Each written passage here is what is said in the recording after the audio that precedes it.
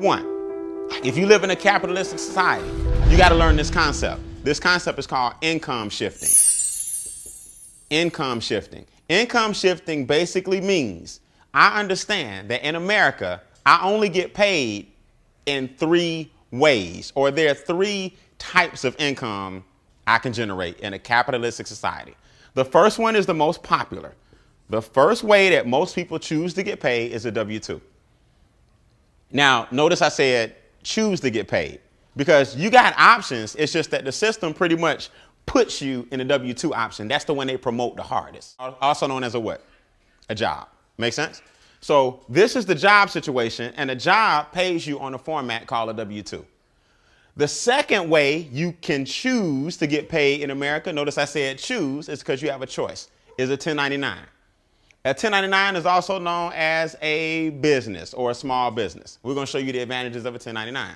And the third way that you can choose to get paid is investments. So it's really elementary. Investments, also known as capital gains, appreciation, dividends.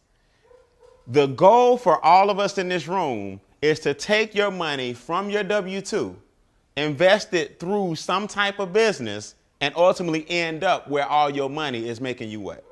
Making you money. That's where you want to end up. You want to make it where the majority of your income is coming from investments. Here's why. A W-2 is taxed the most out of all 3 income streams. A W-2 is the one that says, I want the government to take my money off the top.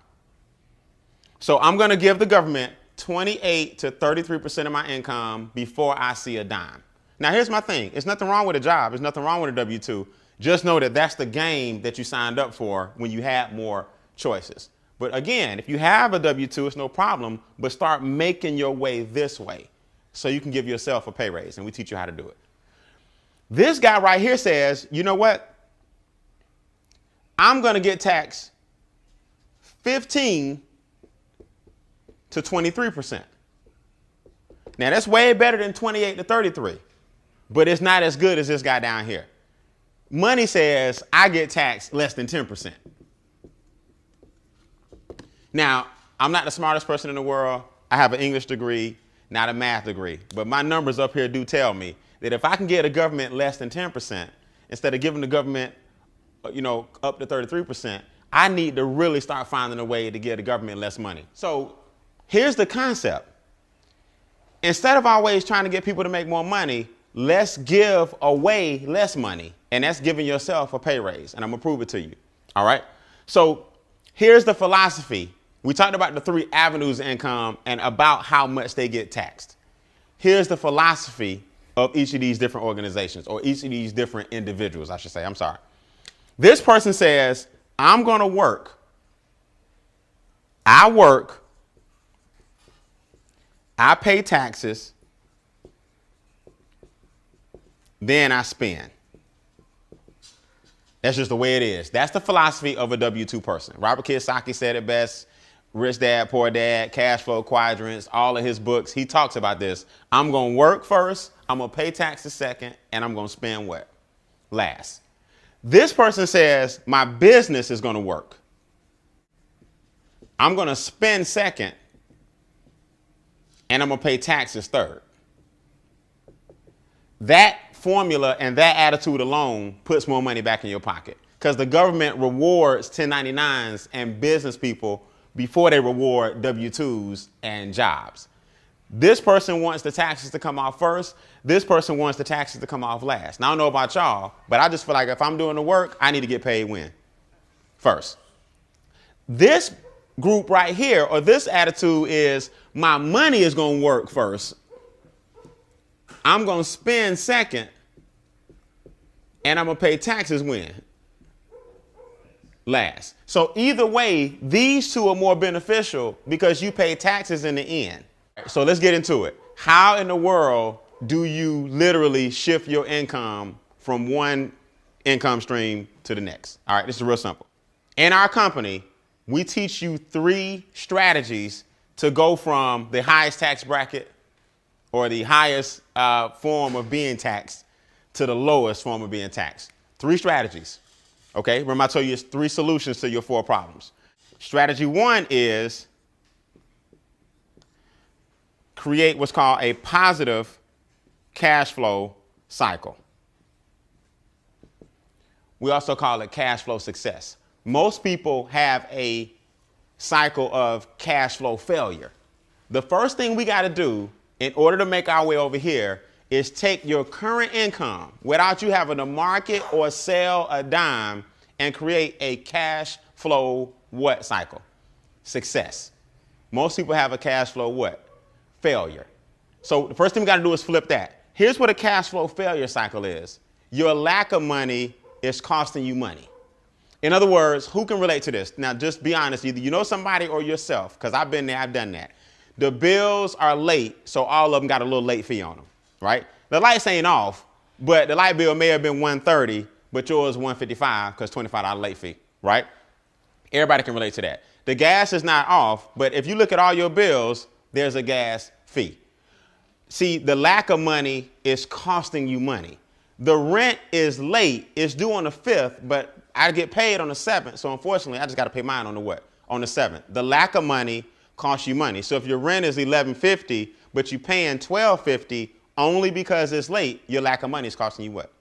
Costing you money. See, that's cash flow failure. I don't have enough money to afford a real good CPA, so my cousin does my taxes for free. And in America, you get what you pay for. So your cousin doing your taxes, that's all good. But I bet you overpaying in what? You overpaying taxes. So because you don't have enough money for a CPA, your lack of money is costing you money. The more money you have, the less money you spend. That's capitalism. So if you go into a car lot and your credit is bad, your interest rate is going to be awful what? Awful high. You go into a car lot and you got $200,000 cash and the Porsche is $90,000, you can talk them what? Down. Your lack of money costs you money. But when you got money, you got leverage. So the first thing we got to do is flip your current situation around so that you got more cash flow coming into your own household. And before we show you anything else, you got to make your money positive and not what? Not negative. I go stroke a check. I know it ain't there, but I'm going to try to beat it to the bank. I swipe my debit card and I'm going to try to beat it. $36, late fee, 40, whatever, $28. My lack of money costs me what? Money. See, here's what people miss. You might say to yourself, well, Brian, them little late fees, not really a big deal on my gas bill, cell phone bill, credit card bill. When you add each of those up per month, let's just say it's $50. Multiply that by 12, that's $600. Multiply that by your working years, times 40 years. You in late fees paid tens of thousands of dollars in late fees. Now, if you had those late fees back and you were investing them, that's where your $1 million is. Your $1 million, you got your $1 million, is caught up in negative cash flow. So strategy one, convert you from cash flow failure to cash flow what? Success. Using your own what? Money. Here's how you do it. Here's the first thing you need to do. The first thing most Americans need to understand is their W-4 is filled out wrong. That's the form you filled out when you first got your job that told the government how much taxes to take out.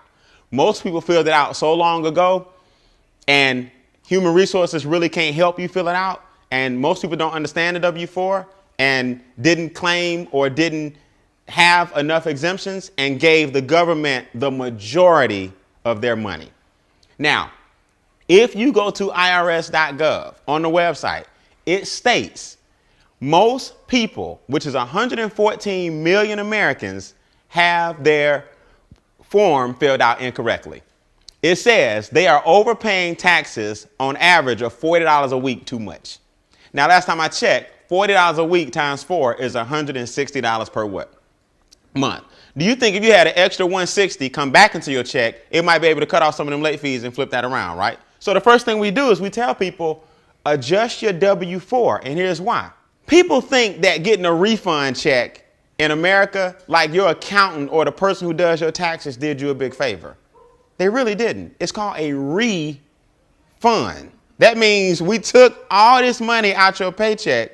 We're going to give it back to you in April after collectively the government went and made a whole bunch of what off our money? They made a whole bunch of money. Now, the government doesn't give you the interest that your money made. They just give you what they took. So last time I checked, I don't know anybody in this room that wouldn't, if you owned a bank, you going to lend me some money and then we just going to break even. That's basically what you're doing on your tax refund. You're giving the government all your money during the year, and then on your refund, you break what? Break even. And then we celebrate like, man, I got $5,000 back. What if you went ahead and just had your $5,000 throughout the year? You probably could have been paying down some of the things that's causing you to be in the negative what? Cash flow cycle. So we tell people the first thing you need to do is take a serious look at your W-4 because 114 million people have it filled out incorrectly. The IRS website states most people may be using their tax returns as a forced savings. Who know I'm telling the truth, right? It's a forced savings. You know it's a big check coming back, and because most people don't have discipline, they look forward to that big check. The IRS website states you may be better off paying down debts. That's on the IRS website. So Uncle Sam is telling you, look, why are you giving all your money to us when you really could be using it during the year to get yourself out of debt? And now you won't get this big refund check in April, but you have money now that you can invest and create a refund retirement account. See the difference? So that's the first thing we teach you. When you adjust your W-4, then we teach you, okay, so let's look at this. We adjusted the W-4, so your income went up, but your taxes went what? Down. Now we teach you how to use the tax money that you were paying and put it on all your extra what? On all your debt. Now your debt is going where? Down. Then we show you how to change your behavior because we have a software where you input all these numbers, real simple, plug and play, and you start seeing the program work. You're like, man, I've been eating out a lot. Man, if I just got rid of this bill, if I just got rid of that bill, I'd have an extra $230 a month. If I wasn't paying so much money over here, I could take that $230 and put it over here. I'm going to show you a true story of how this works. So once your income has an increase, your taxes, debt, and expenses have a decrease, you start flipping your cash flow cycle what? Around. From negative to what? Positive. Give you guys a startling statistic just on this right here alone. If the government is taking a third of your income, that basically means you're working from January to April for free every year, because that's a third of the what? Of the year. So if you're giving the government a third of your money, you're also giving them a third of your what? Of your time. So from January to April, you're working for free. From May to August, you work for the banks. Because since the government took your money from January to April, you end up borrowing May to what? August. So now the banks took the other third. You start getting paid in September. So from September, October, November, December, finally you getting paid because that's the third that you got to keep. Now, I don't know about y'all, but I'm not into waking up every day going to work just to pay taxes and keep the system going and going to work just to pay the banks back because I'm borrowing money. And then I struggle on what's left. And guess what? I haven't eaten yet or paid any bills. That's just what's left. Now we got to live off what's left. Let's put some numbers in here. Let's give you a reality check. You make $50,000 a year salary. Off the top, government's going to take 18. So you take home 32. Now, because the government took 18, you go float the rest on a credit card. So you trying to get your 50 back, but you borrowed it. And you know what you borrow, you must pay back. So you gave 18 to the government. You gave another 18 to the banks, but you still feel like because you borrowed it, you feel like you make what? 50.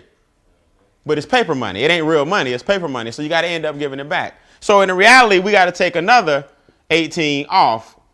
So now you got to live off 14 off your $50,000 a year job. That's just the way it is.